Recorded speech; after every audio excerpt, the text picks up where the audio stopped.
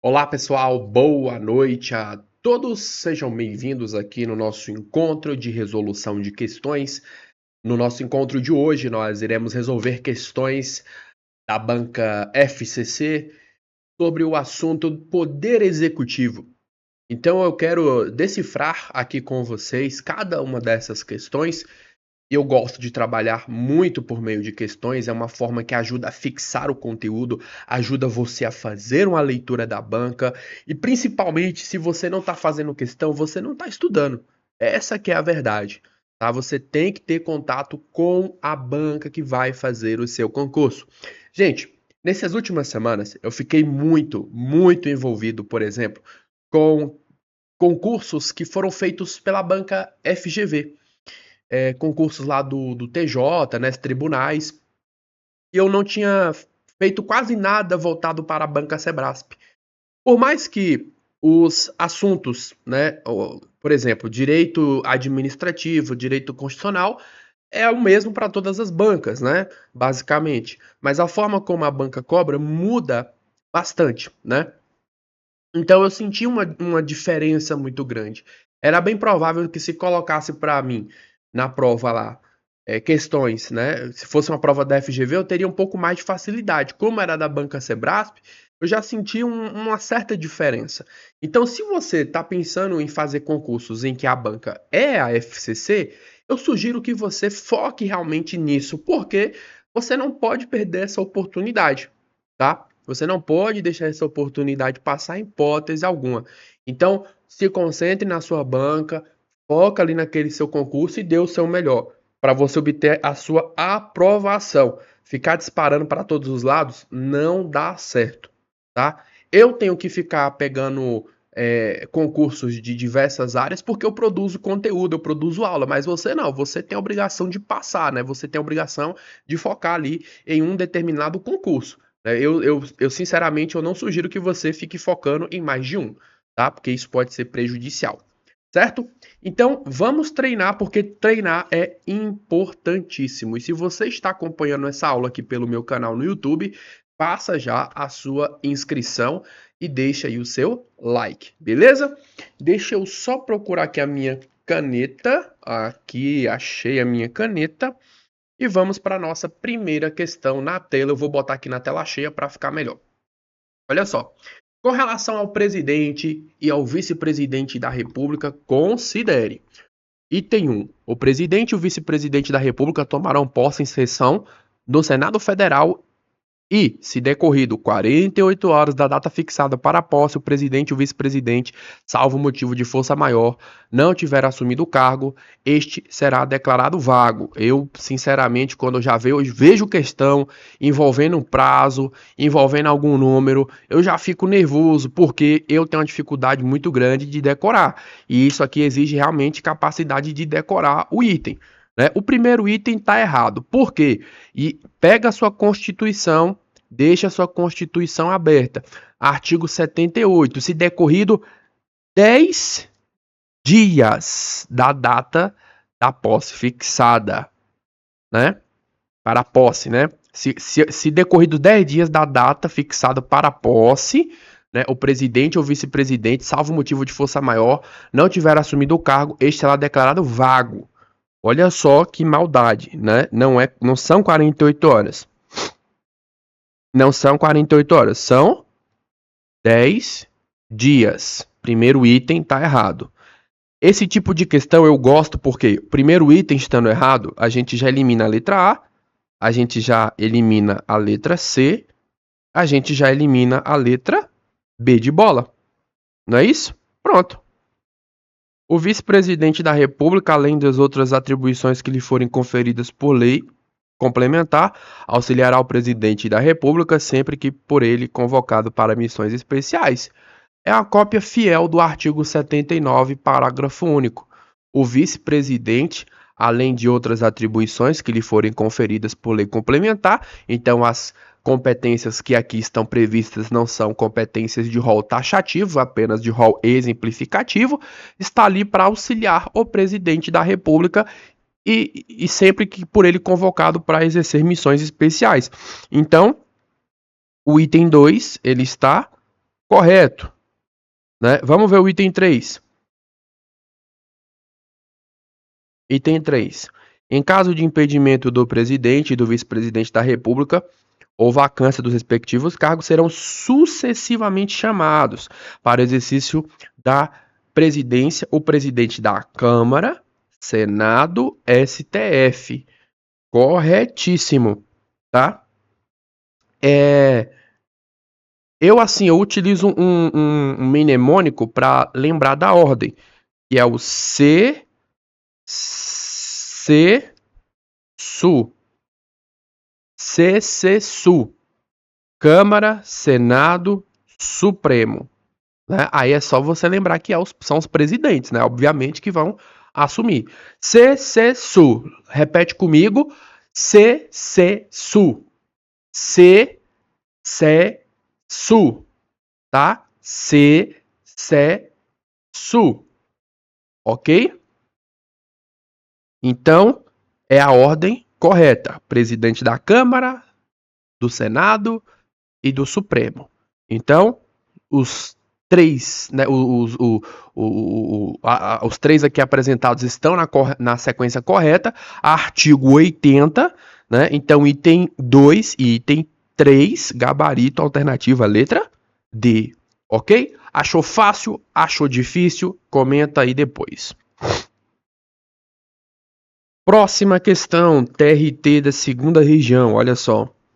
Suponha que o presidente da República tenha viajado para o Canadá, assumindo a presidência do país o vice-presidente da República. Porém, o vice-presidente também precisou, né, se ausentar.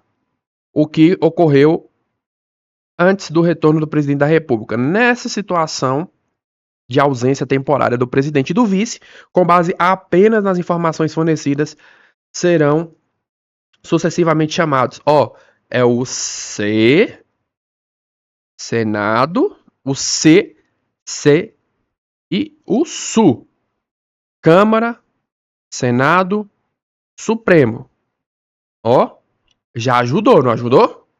Supremo não, Senado não. Câmara, Senado, o Supremo, sendo que nenhum deles é cargo privativo. Aí já trouxe outro assunto. Já trouxe cargos privativos de brasileiros natos, que está lá no artigo 12, tá? Artigo 12, parágrafo 3º, né? Cargos privativos, presidente da República, vice-presidente, obviamente, presidente da Câmara, presidente do Senado, os ministros, todos os ministros do Supremo Tribunal Federal são brasileiros natos. O único ministro de Estado,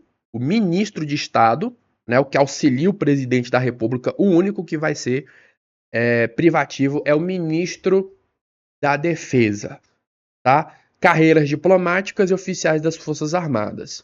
Inclusive, um tempo atrás, aí, pouco tempo, um aluno veio me perguntar, ele veio falar comigo porque eu tinha feito uma questão inédita. Ele disse que a minha questão estava errada, porque eu não considerei, por exemplo, ministro da Relação Exterior como privativo de brasileiro nato. Eu falei, mas ministro das Relações Exteriores não é privativo de brasileiro nato? Não está lá no rol do artigo 12. Ela falou, mas ministro de Relações Exteriores não é carreira diplomática? Aí eu falei, não misture as coisas, tá? Não misture as coisas. Fique com o que está dizendo a Constituição. Vocês ficam inventando moda, aí vocês acabam perdendo questão por bobagem, tá? Aqui já trouxe 2 elementos. Essa questão, ela está exigindo do candidato a ordem de sucessão e quais são os cargos privativos, né? Os cargos aqui listados na alternativa letra A são cargos privativos de brasileiro nato, ok? Só brasileiro nato. E aqui no caso, né? A Câmara dos Deputados, Senado, Supremo, sendo que os cargos de presidente, presidente do Senado e ministros são privativos de brasileiro nato. Então, uma questão, já revisamos 2 pontos que podem vir a aparecer aí na sua prova, ok? Então, o nosso gabarito, né, é o gabarito alternativa letra E, ok? Gabarito letra E. Então exige esses dois pontos, linha de sucessão, artigo 80, e cargo privativo de brasileiro nato, artigo 12, parágrafo 3º, ok? Gabarito letra E. Questão de número 3. Na situação hipotética de se admitir a acusação contra o presidente da República por 2/3 da Câmara dos Deputados pela prática de ato contra a segurança interna do país, será ele submetido a um julgamento perante o, olha só, segurança interna do país. Ok? Segurança interna do país. Então, o tema aqui tratado é o quê? Está lá no artigo 85, inciso 4. Crime de responsabilidade, atentado contra a segurança. Né? Nos crimes comuns, ele é julgado onde? No Supremo.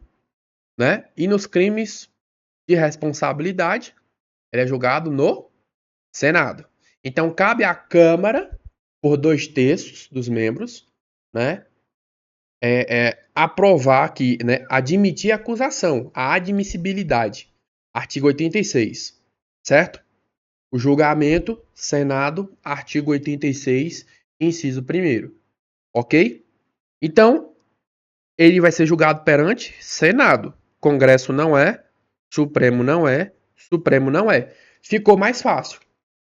Eu digo muito para os meus alunos, em uma questão de múltipla escolha, quando você tem, às vezes, você não precisa nem ter todas as informações, né? Obviamente, você não vai conseguir ter todas as informações na hora da prova para responder uma questão, primeiro que costuma dar aquele famoso branco, mas alguma coisa tem que estar na tua cachola, tá? Alguma coisa ali tem que estar na tua cacholinha. E isso vem pelo processo de resolução de questões, de revisão, ok? Então, galera, olha só, o Senado, ele fica suspenso das suas funções após a instauração do processo, né? Pelo Senado Federal até a conclusão do seu julgamento, independentemente de quanto demorar para que ocorra essa conclusão. Aqui, com essas poucas informações, a gente já aumentou a chance de acerto em 50%. No caso, por que não é a alternativa letra B? O afastamento ali não é por tempo indeterminado. Ele tem um limite de 180 dias. Então, sobrou a letra D, que cita aqui corretamente, né? Descreve corretamente onde que ele vai ser julgado, o momento da suspensão e a consequência do decurso do prazo de 180 dias. Tá? O Senado, né, vai ser o responsável, ficando suspenso das suas funções após a instauração do processo pelo Senado Federal. E se decorrido um prazo de 180 dias o julgamento não tiver concluído, cessará o seu afastamento sem prejuízo do regular prosseguimento do processo. Ok? Ele retoma para o cargo, o processo continua. Se não tiver sido concluído no período de 180 dias. Questão de número 4. Acompanha comigo aqui na tela.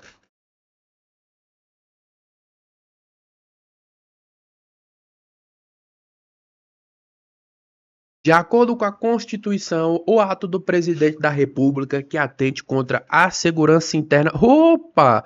Olha só, segurança interna. Por isso que eu digo, quem não faz questão não passa, né? Quem não faz questão não passa. Porque a gente acabou de ver isso aqui, né? A gente já sabe que crime, né? O ato aqui, né? Contra a segurança interna do país é o quê? Crime de responsabilidade. Já matamos aqui esse ponto, né? É um crime de responsabilidade atentar contra a segurança interna do país. Eu vou responder, vou falar mais uma vez para fixar. É o quê? Crime de responsabilidade atentar contra a segurança interna do país. Então não é crime comum. 50% de chance. Agora vamos lá. Onde que ele vai ser julgado? Batendo o olho aqui na questão, a gente já observa o que a questão está pedindo. Está pedindo qual é o tipo e onde que ele vai ser julgado e o rito para ser admitido. Mas eu já vou pular para onde que ele vai ser julgado. Crime de responsabilidade Onde que o presidente da República é julgado? Senado Federal. Então, olha só, matou a pau, né? Tranquilo.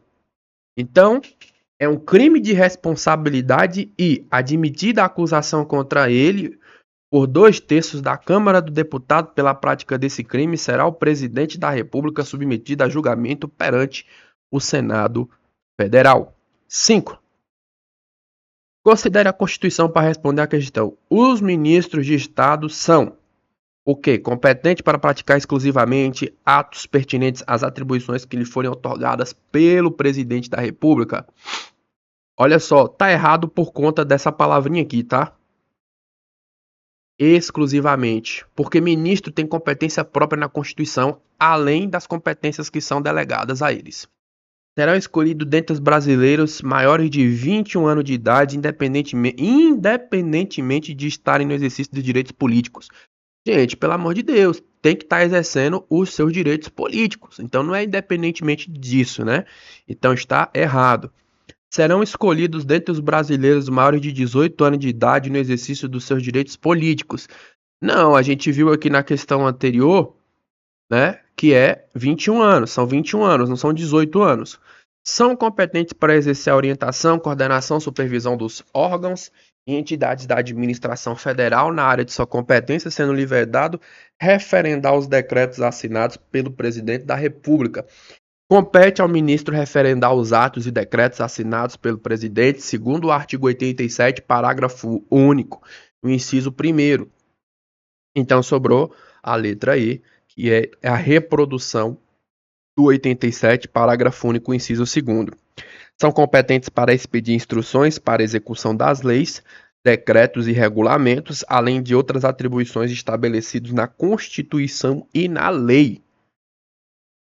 Espero que você esteja aí com a Constituição aberta, lendo, conferindo as referências que estão sendo aí repassadas para vocês, tá bom?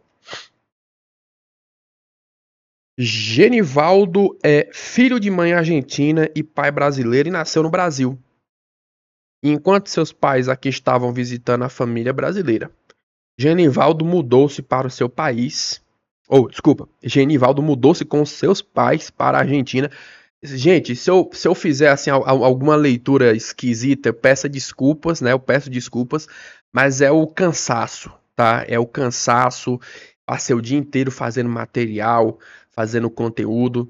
Então chega um momento do dia que a nossa mente ela já não está mais 100%, tá? Mas eu vou conseguir terminar aqui esse conteúdo com vocês tranquilamente, tá bom? Só peço aí um pouco de paciência nesse sentido. Então, olha só.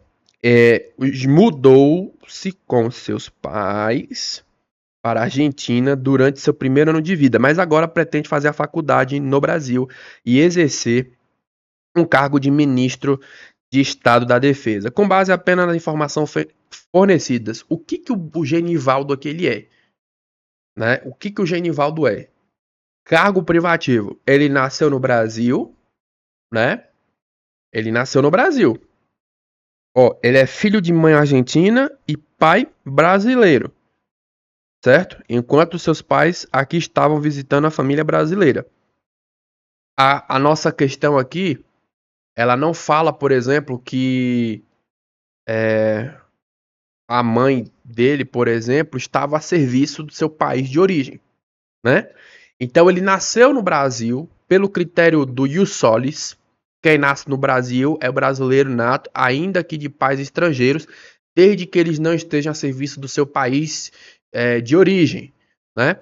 Então, como os pais eles estavam visitando, não estavam a serviço, então ele é brasileiro nato, tá? Ele é brasileiro nato, ok?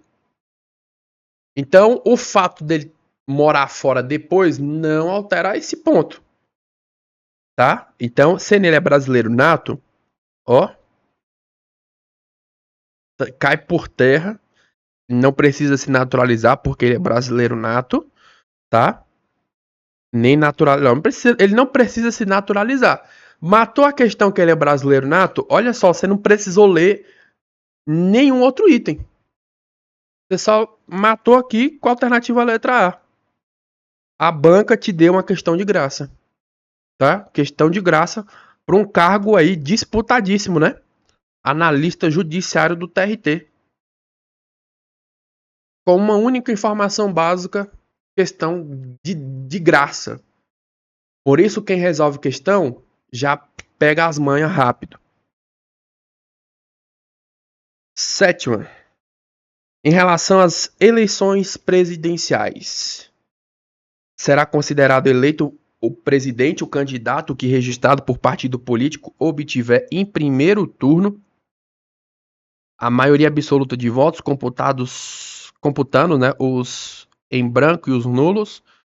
Se o candidato alcançar a maioria absoluta na primeira votação, far-se a nova eleição em até 30 dias após a proclamação do resultado, concorrendo os dois candidatos mais votados e considerando-se eleito aquele que obtiver a maioria absoluta dos votos válidos.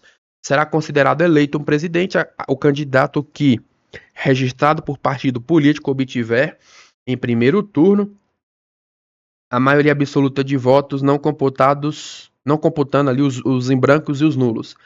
Se, antes de realizado o segundo turno, ocorrer morte de candidato, será considerado eleito aquele que, com o falecido, disputaria o segundo turno, e se houver desistência ou impedimento legal de candidato, convocar-se-á, dentre os remanescentes, o mais idoso. Se, antes de realizado o segundo turno, ocorrer morte, desistência ou impedimento legal de candidato, convocar-se-á, dentre os remanescentes, o mais jovem. Então, aqui está tratando sobre a regra da eleição presidencial que a gente encontra lá no artigo 77. A letra A, ela está errada, certo? Porque aqui no caso, ele está computando os brancos e nulos, exclui brancos e nulos, tá? Letra B está errada porque o segundo turno não é uma nova eleição, né? E o prazo é o último domingo de outubro e não 30 dias após proclamação. Ok? Letra C, artigo 77, parágrafo 2º, é a nossa resposta correta. Letra D e letra E está errada porque, caso de morte, desistência ou impedimento antes do segundo turno, convoca-se dentre os remanescentes o de maior votação. Artigo 77, parágrafo 4. E não o mais idoso ou o mais jovem, tá? O critério de idade é para desempate na votação, não é para substituição de candidato na chapa ou na convocação ali do terceiro colocado. Então, gabarito é a alternativa letra C. 8. Aplica-se ao prefeito como chefe do executivo municipal a regra constitucional segundo a qual, olha só, aqui nós estamos observando a simetria constitucional, certo? Será submetido a julgamento no crime comum de responsabilidade perante o Tribunal de Justiça do Estado respectivo, assegurada a prerrogativa de foro por expressa previsão constitucional. Nos crimes comuns, o prefeito ele é julgado pelo TJ. Nos crimes de responsabilidade, ele é julgado pela Câmara Municipal. Então não é tudo no TJ, tá errado. É vedado aos membros do Legislativo Municipal apresentar emendas a projeto de lei de iniciativa privativa do prefeito, não se prestando a eventual sanção da lei pelo chefe do Executivo a sanar o vício de inconstitucionalidade formal de origem. O Legislativo ele pode emendar projeto do Executivo desde que não haja um aumento de despesa, tá? Em regra, ele pode fazer isso desde que não haja um aumento de despesa. E a sanção, ela não sana vício de iniciativa, tá? Letra C, então tá errado. Letra C, será considerado eleito candidato que obtiver a maioria absoluta dos votos, não computados os brancos e os nulos, devendo nos municípios com 200 mil habitantes ou mais ser realizado o segundo turno entre os dois mais votados, sem nenhum candidato alcançar a maioria absoluta na primeira votação.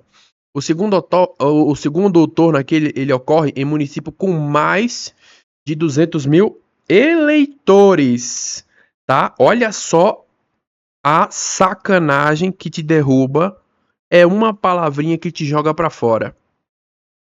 É duro, né? É triste. mas é a realidade. Mas professor, habitante e eleitor é a mesma coisa. Não, gente, não é.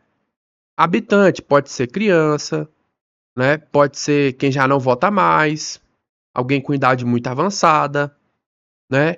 Habitante é todo mundo que tá ali habitando. Eleitor não, eleitor é quem tem título de eleitor, né? Todo mundo que tem título de eleitor, tá bom?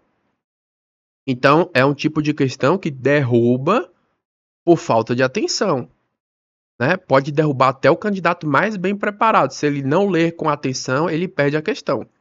A posse em cargo na administração pública direta em decorrência de aprovação em concurso público, ainda que realizado após sua eleição, não acarreta a perda do mandato, embora ele deva ser afastado do cargo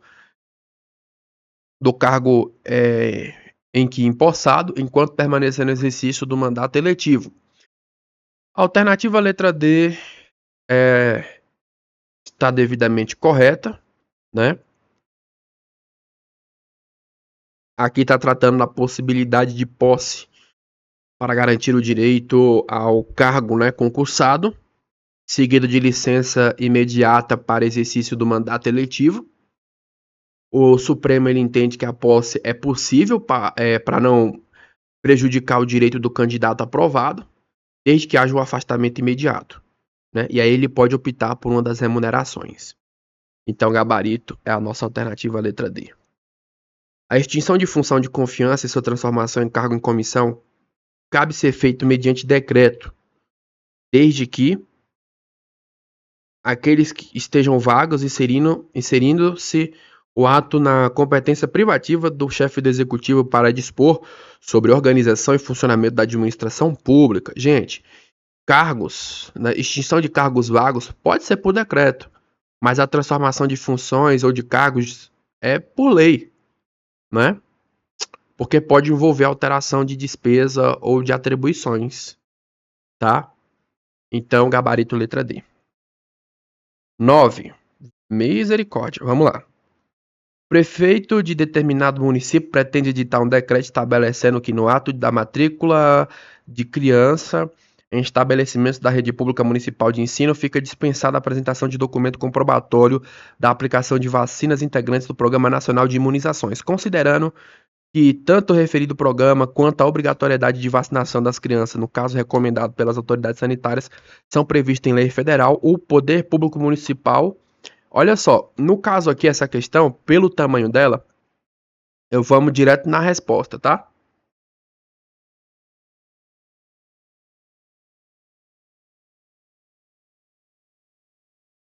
Essa daqui, o Supremo tem a DPF aí 754, ele decidiu que vacinação pode ser obrigatória, né? E que os entes federados têm competência concorrente para estabelecer medidas sanitárias. Só que o município, ele não pode legislar de forma a reduzir a produção estabelecida federalmente ou estadualmente, indo contra as diretrizes científicas nacionais. Então, dispensar a vacina viola o direito à saúde e a competência comum de cuidado e a proteção à criança, né? Então, nesse caso aqui, o nosso gabarito é a nossa alternativa letra C, porque o município ele não tem competência para afrouxar as normas sanitárias federais, tá bom? Ele não tem essa competência. Então, gabarito é a nossa alternativa letra C. Próxima questão, técnico judiciário. TRT da 20ª região. Na situação hipotética na qual o presidente da República pratica ato que atente contra a Constituição Federal e, especialmente, contra o livre exercício do Poder Judiciário, uma vez admitida a acusação contra ele por 2/3, a gente já viu, né? Crime de responsabilidade, admissibilidade na Câmara por 2/3, o julgamento no Senado, suspensão 180 dias. Olha só, no caso aqui,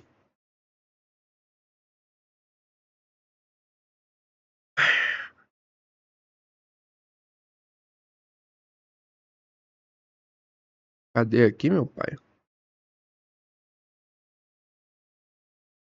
Aqui, ó, por 2/3, né? Não é do Senado, inicialmente, é da Câmara. Por isso que tá errado. Não é Congresso também, tá? É a Câmara, julgamento no Senado. Pronto. Achamos a nossa resposta. Questão de número 11. E você que está acompanhando aqui essa aula pelo meu canal, seja muito bem-vindo. Espero que você esteja gostando desse conteúdo, espero que você esteja aprendendo, evoluindo. É muito importante que você pratique, exercite os temas que estão presentes dentro do teu edital, ok? Vamos lá para a nossa questão de número 11. E se inscreva no canal. Se inscreva e deixe o seu like. O chefe do executivo de um estado da federação editou um decreto organizando as estruturas de suas secretarias e alterando as denominações desses órgãos. No mesmo ato, transferiu cargos de uma secretaria para outra e extinguiu cargos vagos. A medida pode ser feita ou não pode ser feita? Ela é constitucional ou ela é inconstitucional? Aqui está tratando do quê? Poder regulamentar do chefe do executivo, que está no artigo 84, inciso 6º. Ok? E a aplicação aos estados pelo princípio da simetria. Inconstitucional. A letra A. Pois é privativo do chefe do executivo, não se estendendo aos estados. O STF entende que as normas de organização do poder executivo, né, lá no artigo 84, inciso 6º, são de observância obrigatória pelos estados, DF e municípios. Então, tem a competência também. Errado. É regular e válida, porque se insere em matéria de organização administrativa que contempla a criação e extinção de cargos e órgãos públicos, desde que não represente aumento de despesa. No caso aqui, o decreto autônomo, né? Que no caso aqui ele editou um decreto, né? E a questão ela erra mencionando aqui a criação. Porque o decreto autônomo ele permite organizar a administração desde que não implique aumento de despesa e nem criação ou extinção de órgãos públicos. Criação de cargos exige lei. Infringir os limites do poder normativo em relação à alteração da denominação de secretarias, o que caracteriza, em verdade, a criação de órgãos públicos, matéria de reserva de lei. A mera alteração de denominação não configura por si só criação de órgão público, desde que não haja alteração de competências que desnature o órgão existente ou crie uma nova estrutura de poder que dependa de lei. Então a letra C está errada. É constitucional, pois insere-se nos limites do poder normativo do chefe do executivo, disciplinar a organização da administração estadual, sendo-lhe permitido ainda extinguir cargos vagos. Correto. Correto. Artigo 84, inciso 6º, é a nossa resposta. A letra E está errada porque inconstitucional tendo em vista que a transferência e extinção de cargos é matéria reservada à lei, tendo o chefe excedido seus limites. Extinção de cargos quando estão vagos é permitida por decreto. Se tivesse ocupado, aí dependeria de lei, tá? Então, letra D. Questão de número 12. Olha só a nossa questãozinha aqui, né? Suponha-se que o presidente, na vigência do seu mandato, pratique crime de responsabilidade. De acordo com a Constituição, com base apenas na informação fornecida, né? Não viaja na maionese, só com o que está aqui. Vamos lá, cadê aqui, ó? Nessa situação, a acusação... Gente, já vimos isso aqui, né? Deixa eu até ver aqui, ó. TRT. Aqui foi da 7ª, né? Esse daqui foi da 20ª. Então, concursos diferentes. Concursos diferentes, mas o assunto aparecendo aqui novamente. Então, resolução de questões é fundamental para a sua aprovação, meu caro aluno, minha cara aluna. Então, vem praticar comigo, porque o que não vai faltar aqui são questões para você exercitar. Certo? Então, vamos lá para nossa questão. Ó. Mesmo assunto. Você já tá craque. 2/3, quem vai fazer a admissibilidade é a Câmara, não é o Senado, então tá errado. 2/3, não é 2/5. 2/3 da Câmara será submetida a julgamento perante o Supremo. Em crime de responsabilidade é o Senado. Pronto, nem precisou ler tudo. E você vai fazer também dessa mesma forma aqui na sua prova e vai ganhar a questão tranquilamente. Ó, diante do que estabelece a Constituição, no caso de haver agressão estrangeira que atinja territórios de alguns estados da Federação Brasileira, tendo em vista que a República Federativa do Brasil se rege pelas suas relações internacionais pelos princípios da defesa da paz e da solução pacífica dos conflitos, a única hipótese autorizada pela Constituição é a de requerimento de providências às organizações internacionais para aplicação de sanção ao Estado estrangeiro agressor. Questão 13, está correta a alternativa letra A? A Constituição, ela autoriza a guerra em caso de agressão estrangeira, que está lá no 137, inciso 2º, tá? Então não é só isso aqui que diz a alternativa letra A, tá? Então não é a única hipótese autorizada. Pode declarar guerra.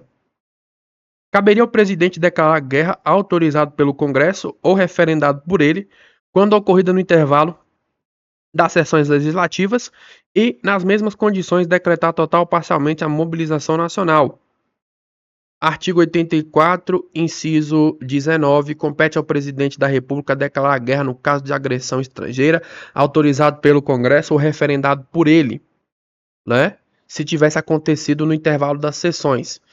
E, nas mesmas condições, decretar a mobilização nacional. Pronto, achamos nossa resposta. Tá? Por que a letra C não está correta, professor? Porque o presidente ele não pode declarar guerra sozinho. Não pode. Ok? Ele precisa da autorização do Congresso ou do referendo depois. Tá? E o prazo aqui de 48 horas citados na questão não se aplica a essa dinâmica geral de declaração de guerra. Letra D está errado porque quem declara guerra é o presidente, embora ele precise de autorização legislativa. O Congresso ele não declara guerra independentemente do presidente. E a letra E está errada porque a defesa nacional e relações internacionais são competências da União e não dos governadores. 14. Lei de determinado estado de iniciativa do governador respectivo ao dispor sobre a reestruturação organizacional da administração pública estadual, autorizou o Poder Executivo a, mediante decreto, transformar cargos em comissão em função de confiança e vice-versa, para dar cumprimento aos objetivos da lei, desde que a medida não resulte em aumento de despesas. À luz da Constituição Federal e da jurisprudência do Supremo Tribunal Federal, referida previsão legal é constitucional ou ela é inconstitucional? Gente, aqui no caso, ela é inconstitucional, né?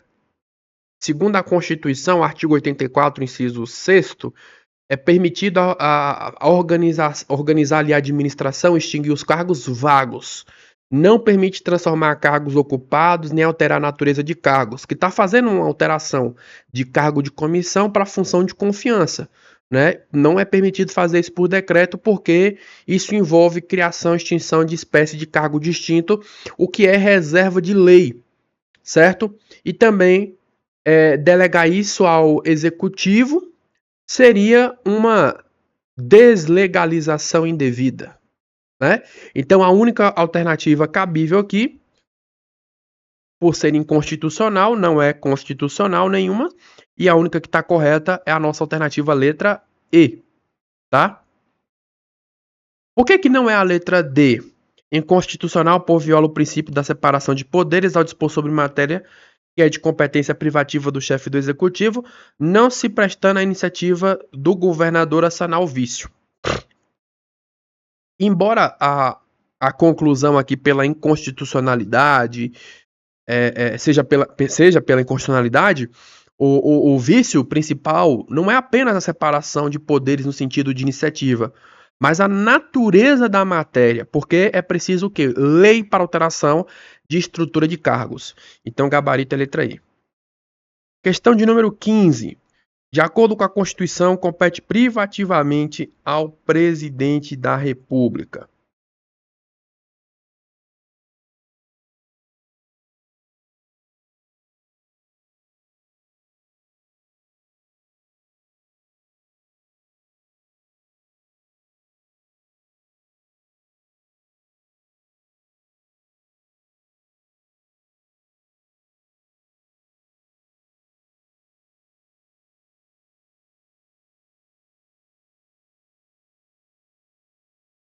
Então vamos lá. Aprovar o estado de defesa e a intervenção federal, autorizar estado de sítio ou suspender qualquer uma dessas medidas. É privativo do presidente da República. A gente já viu, né, que uma questão anterior que ele precisa de autorização do Congresso, né? O Congresso aprova, autoriza essas medidas e o presidente decreta. Então não é privativo. Autorizar referendo e convocar plebiscito. É competência do Congresso. Conferir condecorações e distinções honoríficas. Competência privativa. Artigo 84, inciso 21. Letra D é competência do Senado. Letra E é algo que também precisa do Congresso Nacional. Apreciar os atos de concessão e renovação de concessão de emissora de rádio e televisão. 16. De acordo com a Constituição Federal, a atribuição de conceder indulto e comutar penas com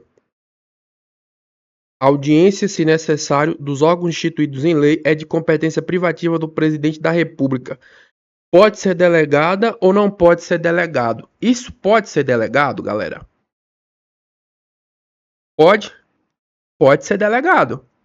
Então, letra B, letra E tá fora. Só que vai delegar para quem? Apenas para o AGU, ministro de Estado, PGR ou AGU, ministro de Estado, PGR, comutação de penas, AGU. Letra A. A delegação não é restrita apenas ao AGU. Ou apenas para comutação de pena. Então, errado. Letra D, mesma coisa. Apenas, limitou. Então, sobrou letra C. O artigo 84, parágrafo único, permite que o presidente delegue atribuições, né? No caso aqui, organizar, né, a administração, cargos vagos, indultos, comutação de penas, prover cargos, né? Então, isso aí pode ser delegado aos ministros de Estado, ao PGR, Procurador-Geral da República, né? Ou ao Advogado-Geral da União. Então, gabarito, alternativa letra C. 17.